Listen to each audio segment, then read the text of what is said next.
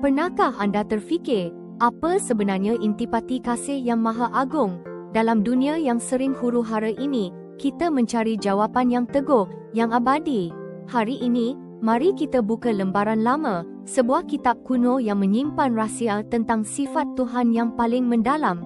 Siapkah anda untuk diselami kebenaran yang akan mengubah pandangan anda selamanya? Di kitab Keluaran 34:6, tersembunyi janji terindah. Ya Tuhan, Allah yang penyayang dan penuh rahmat. Ini bukan sekadar kata-kata, ia gambaran hati pencipta. Dia lambat marah, melimpah kasih setia, sentiasa bersedia mengampuni. Kasihnya kekal abadi, meliputi kita. Betapa besar kasihnya.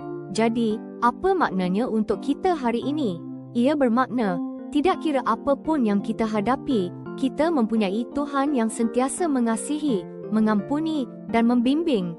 Kasihnya adalah saur kita dalam setiap badai, cahaya kita dalam kegelapan. Marilah kita merenungkan kebenaran ini, membiarkan kasihnya memenuhi hati dan menyebarkan rahmatnya. Ingatlah, kasih Tuhan tidak pernah gagal. Ia anugerah terindah.